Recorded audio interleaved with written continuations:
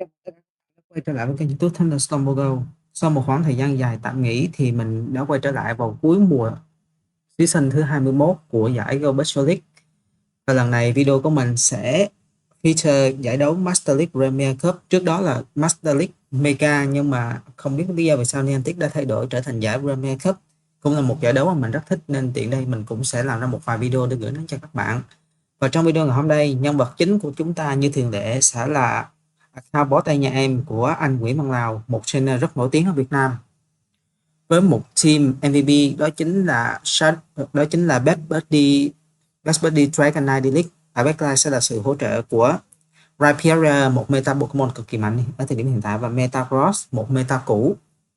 Đây là một team khá là trâu và theo như mình nghĩ là có thể cân được rất nhiều kèo ở Master Premier ở thời điểm hiện tại. Ngoài ra thì anh trainer Nguyễn Văn Lào của chúng ta là một trainer phải nói là cực kỳ đặc biệt ở Việt Nam, không chỉ được biết đến bởi tài năng mà bởi khả năng biến những điều có thể trở thành không thể và biến những điều không thể trở thành bất khả thi. Chúng ta cùng đi vào nội dung chính của video ngày hôm nay để xem thử màn thể hiện của anh Nguyễn Văn Lào trong ngày hôm nay là như thế nào nha các bạn. Video của chúng ta xin được phép bắt đầu, và ở trận đánh đầu tiên chúng ta có Dragonite Best Buddy League đối đầu kèo Mirror Shadow. Đây là lý do vì sao mà mình quyết định chọn Dragonite Best Buddy D-League, vì Pokemon này có khả năng giành được chiến thắng trong kèo đấu Mirror do chỉ số tấn công được nâng lên thêm một level. Không ngoài dự đoán thì chúng ta đã xem đối phương ở đòn Dragon Claws đầu tiên và cả hai đều đã chase shield, và ở đòn thứ hai theo như mình dự đoán thì chúng ta đã dễ dàng farm down để có được một đòn Dragon Claw tấn công lên Pokemon thứ hai của đối phương, và đó là Metagross. Rất có thể đây chính là một team mirror đối với team của mình đang sử dụng, và nếu như không ngoài dự đoán thì Pokemon cuối cùng của đối phương có thể là Rhyperior hoặc là một Pokemon hệ lửa ma, có thể là Scaladus hoặc là Chandelure. Mình đã shield đòn Meteor Mask và down cả hai shield, sau đó hoàn toàn farm down Metagross của đối phương. Không ngoài dự đoán, Pokemon cuối cùng đối phương là một Pokemon mang hệ lửa và ma, đó chính là Chandelure, và một đòn Rock Breaker đến từ phía Rhyperior là thừa sức để hạ Pokemon này. Một game đấu kết thúc với một thắng lợi tương đối là dễ dàng. Game đấu thứ hai chúng ta có Dragonite Best Buddy League đối đầu với Anahalab. Đây có thể xem là một matchup tương đối ổn dẫu cho các đòn Iceburn đến từ phía Anahalab và đánh đấu bộ Super Fatty lên trên Dragonite. Tuy nhiên ở giải Master League và các giải Master Premier thì Dragonite là một Pokemon tương đối trâu, có thể sang được một đòn Iceburn dễ dàng. Mình đã shield được đòn Rapfix đến từ phía đối phương đã swap sang Pokemon thứ hai của họ là Snorlax. Bộ move của Snorlax ở các giải Master Premier hay là giải Master League là cực kỳ đa dạng, có thể kể đến như là Body Slam, Super Power, Outrage, Earthquake và thậm chí là Hyper Beam, và đó là School Mask. Nếu như đây là đòn Earthquake thì đây có lẽ sẽ là một game đấu cực kỳ khó khăn, và đó chính là đòn Earthquake. Mình hy vọng rằng sẽ kịp thời lên được một đòn Meteor Mask để lấy được shield từ phía đối phương, và nếu như ở backline đối phương có một Pokemon mang hệ tiên hay là một Pokemon mang hệ nước thì đó sẽ là một trở ngại cực kỳ lớn cho team của mình, bởi vì Snorlax hoàn toàn có thể giành chiến thắng trong các kèo đấu với Rhyperior hoặc là Metagross, và một Pokemon hệ tiên hoàn toàn có thể hạ gục được Dragonite tương đối dễ dàng. Mình đã siêu nhưng chỉ siêu được đòn Body Slam và ngay lập tức mình phải quay trở ngược lại Dragonite, và đối phương ở backline có Florges. Chúng ta không còn có nhiều cơ hội để cho game đấu đó nên mình phải bỏ cuộc. Game đấu tiếp theo chúng ta có Primarina Waterfall D-League. Nếu đây là kèo mà đối phương đi Waterfall thì đây không phải là một matchup quá tệ do Dragonite, chúng ta hoàn toàn có thể ở lại. Việc của chúng ta cần phải làm đó chính là siêu chính xác đòn Disarming Void đến từ phía Primarina, và sau đó để bay siêu đối phương với một đòn Super Power. Mình cố gắng sạc được đến 100% năng lượng và như rằng mình có một đòn Hurricane sẽ one shot, và điều này khiến đối phương lo sợ. Hãy down shield để chặn đòn Super Power đến từ phía Dragonite. Ngay lập tức mình đã nhảy sang Metagross hoàn toàn có thể tranh được một đòn Hydro Cannon đến từ phía Primarina cực kỳ nhẹ nhàng. Và matchup hay là chiến thắng trong game đó là sẽ phụ thuộc rất nhiều vào Pokemon ở backline của đối phương. Rất có thể rằng đó sẽ là Florges. Không, như vậy ở backline đối phương có Anahalab. Anahalab là một Pokemon tương đối khó chơi đối với backline của mình, do đó mình bắt buộc phải tung một đòn Meteor Mask đi trúng đích. Anahalab nhận ra rằng không thể hoàn toàn farm giao được Metagross, do đó đối phương bắt buộc phải thả một đòn Rapfix để hạ gục được Metagross của mình. Và trước đó Dragonite của mình đã tích trữ được rất nhiều năng lượng, và việc của mình cần phải làm đó chính là thả đòn Dragon Claws. Nếu đòn này lấy được siêu của đối phương thì mình dễ dàng tung thêm một đòn Claws nữa để hạ gục, nhưng đối phương đã chọn giữ lại siêu cho Pokemon cuối cùng của họ, và đó chính là Togekiss. Mình đang bị đau siêu so với đối phương, và chính xác là mình không còn siêu nào cả, nhưng đối phương đã có một pha xử lý đi vào lòng đất và giành chiến thắng trong game đấu này dành cho mình. Đó chính là swap sang Primarina chỉ còn quá HP, và mình dễ dàng farm sao đối phương một Slap và tích trữ được đến 2 đòn Rock Breaker. Rock Breaker đầu tiên lấy được siêu cuối cùng từ phía đối phương, và Rock Breaker thứ hai chắc chắn sẽ KO được Togekiss. Chúng ta cùng chờ xem nào. Boom! Full Health Togekiss đã bị hạ gục bởi một đòn Rock Breaker đến từ Rhyperior cuối game. Game đấu tiếp theo lại là Primarina Lilith, và lần này chúng ta tiếp tục gặp phải một Waterfall Primarina, và cứ theo kế hoạch mà chúng ta cần phải thực hiện đó chính là đao siêu đầu tiên để chặn đòn Disarming Void, và sau đó tung một đòn Super Power trong điều kiện là chúng ta phải sạc được thật nhiều năng lượng. Và giả dụ rằng chúng ta đang có một đòn Hurricane, mình đã timing cực kỳ tốt trong tình huống này và tung một đòn Super Power lên trên Primarina, dễ dàng lấy được siêu từ phía Primarina. Mình đã nhanh chóng swap sang Metagross để cast được đòn có lẽ như là đòn Disarming Void thứ hai đến từ phía Primarina, mà mình đã có một pha xử lý vô cùng xuất sắc. Đối phương tung ra Pokemon thứ hai của họ đó chính là Dragapult. Dragapult là một Pokemon mang hệ rồng và ma, do đó các đòn Arsenic sẽ đánh cực kỳ hiệu quả lên trên Metagross. Tuy nhiên để hạ gục được Metagross, Pokemon này phải thả ít nhất một đòn Breaking Strike.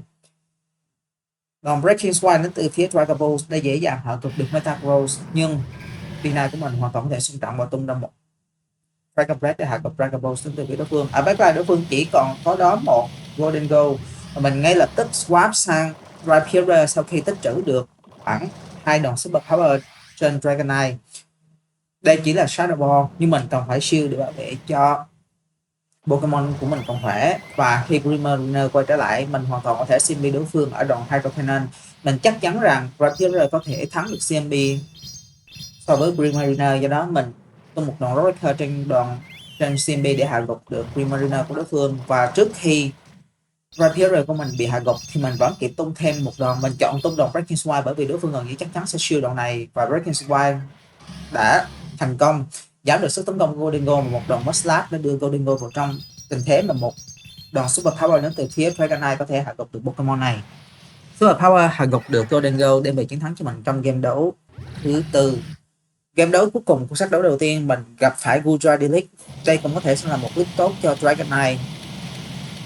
Tuy nhiên Gudra là một Pokemon cực kỳ trâu bò ở giải Master League và Master League Premier, và đòn thính ở bên mình đã để cho đòn này đi qua, bởi vì mình chắc chắn rằng D9 hoàn toàn có thể hạ gục được Gudra nếu như đòn Dragon Claws này đi trúng đích. Dragon Claws đến từ phía D9 đã lấy được siêu đầu tiên từ Gudra, và mình có vẻ như mình đã bị lag một turn, do đó mình đã không kịp tung ra thêm một đòn Dragon Claws thứ hai, và điều này rất có khả năng sẽ khiến cho mình mất game đấu này. Nếu như mình thành công tung tròn Dragon Claw thứ hai lên trên Gudra thì 90% mình sẽ giành được chiến thắng trong game đấu này, bởi vì cả Rhyperior lẫn Metagross kết hợp với nhau đang up 2 shield thì gần như không Pokemon nào có thể địch lại. Mình dễ dàng hạ gục được Gudra và tích trữ tương đối nhiều năng lượng trên Metagross. Tuy nhiên Pokemon thứ hai của đối phương lại là Gyarados, và mọi việc càng khó khăn hơn khi Gyarados của đối phương đi Waterfall. Mình quyết định sạc đầy năng lượng gần overfarm thêm một tí lên trên Metagross để lấy được siêu thứ hai từ Gyarados, và sau đó swap sang Rhyperior. Tuy nhiên ở backline đối phương có một Rhyperior Mirror, do đó mình đã phải bắt đầu hàng trong game đấu này, tương đối là đáng tiếc. Game đấu tiếp theo Game đầu tiên của set 2 chúng ta có Gerardo Felix và đối phương đã ngay lập tức swap sang Sogakis. Mình đã có một câu trả lời tuyệt vời cho tình huống này, đó chính là Metagross. Trước khi đối phương sạc được một đòn Flamethrower, mình quyết định tung đòn Meteor Mask. Meteor Mask đủ sức để hạ gục được Sogakis. Khó khăn chỉ nằm ở việc Gyarados của đối phương nếu như đi đòn Waterfall thì có thể gây ra được rất nhiều khó khăn lên trên Metagross của mình. Bởi vì hai đòn Meteor Mask đến từ phía Metagross không thể hạ gục được Gyarados. Đòn Meteor Mask đầu tiên đi trúng đích. Mình quyết định đè CMB của Gyarados nhưng đối phương ở chơi cực kỳ khôn ngoan thì quyết định overfarm và hoàn toàn hạ gục Metagross của mình với các đòn Waterfall và tích trữ cực nhiều năng lượng. Và đối phương đã quyết định swap sang Pokemon cuối cùng của họ.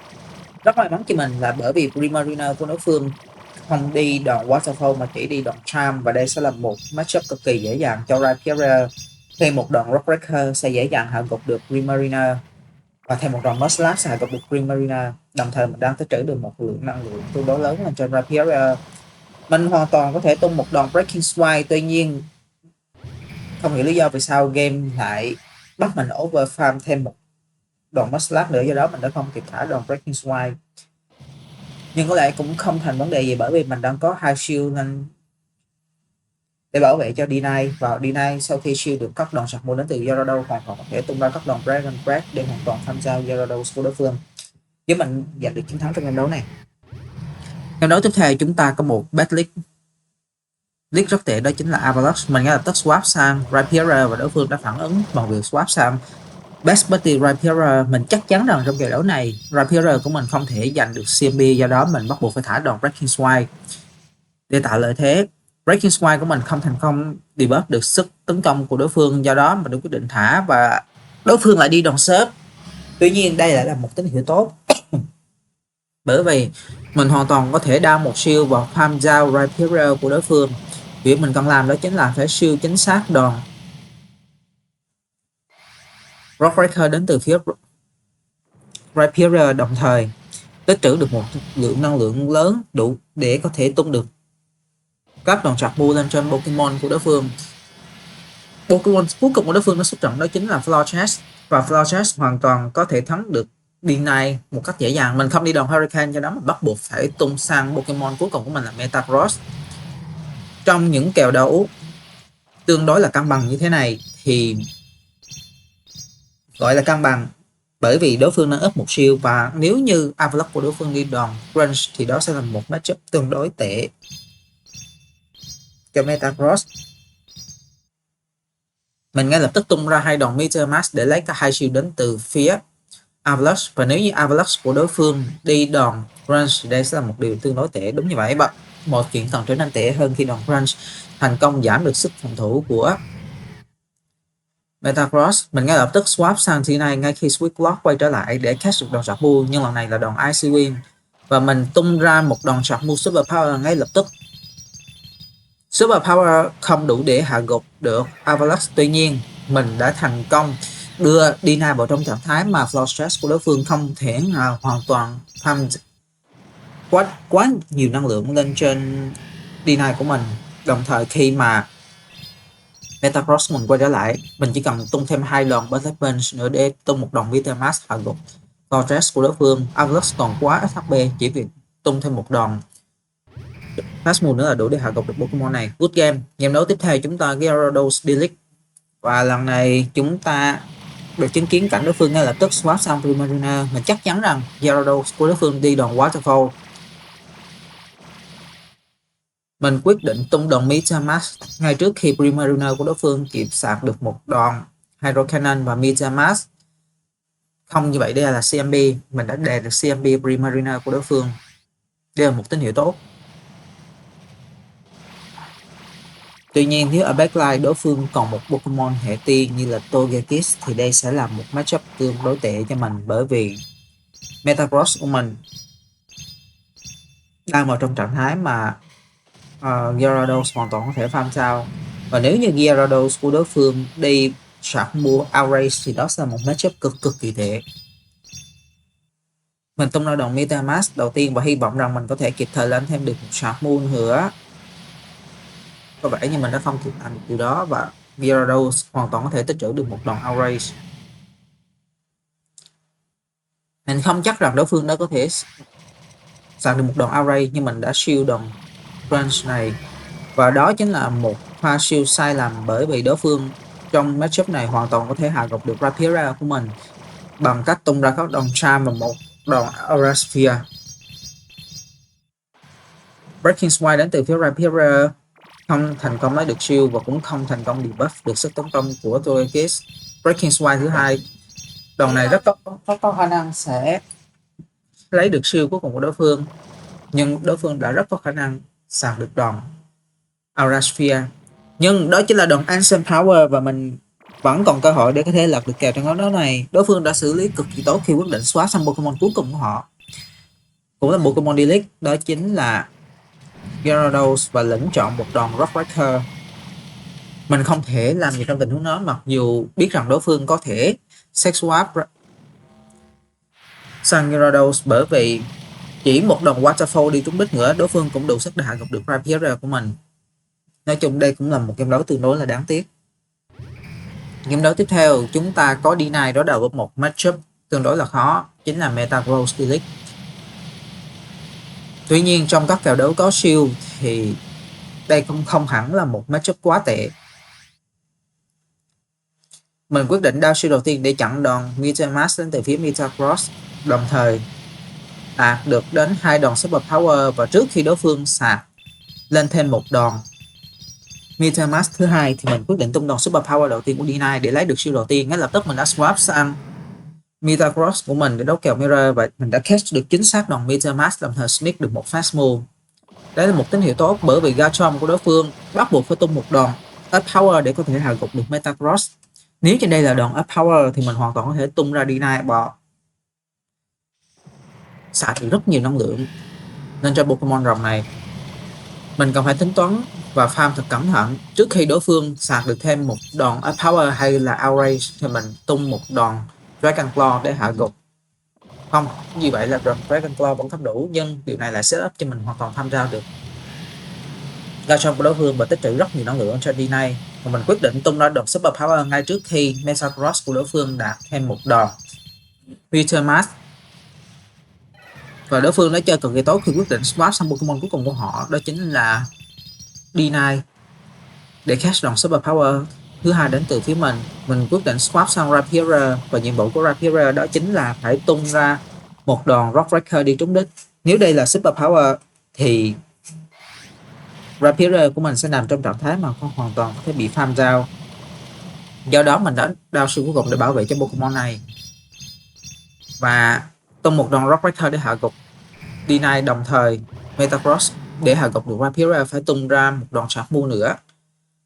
Mình cho rằng Dragonite của mình hoàn toàn có thể đạt được thêm một đòn Sharp Moon Dragon Claw nữa trước khi bị hạ gục bởi các đòn Bullet Spin, và mình đã thành công làm được điều này. Dragon Claw sẽ dễ dàng hạ gục được Metagross để giúp mình giành được chiến thắng trong game đấu này. Good game. Game đấu tiếp theo chúng ta có Venusaur Delete. Đây là một matchup cực kỳ tốt cho D9 và đối phương đã ngay lập tức swap sang Ursaluna. Ursaluna là một Pokemon khá mạnh ở giải Premier Cup, và mình đao shield đầu tiên hy vọng chặn được đòn Ice Beam, nhưng đó chỉ là đòn sweep, và mình giả rằng mình đã sạc được đến một đòn Dragon Claw và một đòn Super Power, sau đó tung một đòn Super Power để lấy shield, và ngay lập tức mình đã swap sang Metagross để catch chính xác được đòn sweep thứ hai đến từ phía Ursaluna. Và trong tình huống này, việc mà mình cần làm đó chính là sạc được lên một đòn MetaMask và thả ngay lập tức đòn này trước khi Ursaluna của đối phương sạc được thành công một đòn High Horsepower. MetaMask dễ dàng hạ gục được Ursaluna, và Pokemon cuối cùng của đối phương chỉ là Rapira. Nếu như Rapira của đối phương không đi đòn sớt thì đây sẽ là một matchup tốt cho Metagross và Rapira của mình. Mình tung một đòn MetaMask lấy được shield cuối cùng của Rapira, đồng thời đưa đối phương vào trong trạng thái mà mình có thể giành được chiến thắng trong kèo Mirror. Đối phương đang đi Best Buddy Rapira, và đó là lý do vì sao mà mình cần phải tung ra Rapier của mình và catch chính xác đòn Breaking Swine, bởi vì mình cho rằng nếu mình tung ra D9 trong tình huống đó, đối phương sẽ thả một đòn Rockbreaker để hạ gục Pokemon rồng này của mình. Mình tiếp tục không siêu và đó chỉ là đòn Breaking Swine thứ hai đến từ phía Rapier. Đối phương ngay lập tức swap sang Venusaur và đây sẽ là một matchup cực kỳ tốt cho D9 của mình. Mình chỉ việc tung ra một đòn Dragon Claws để hạ gục được Venusaur của đối phương.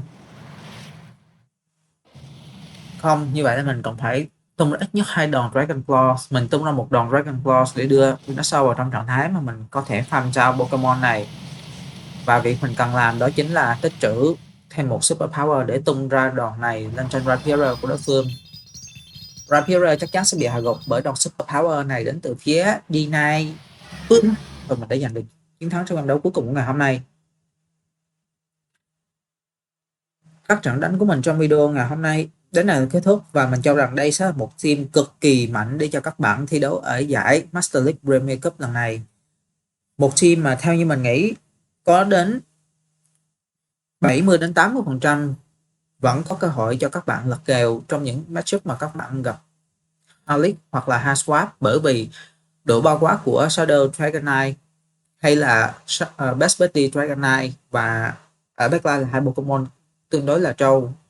Rapier và Metagross sẽ là một lựa chọn cực kỳ hiệu quả cho những ai mà cần phải leo rank trong thời điểm cuối mùa này.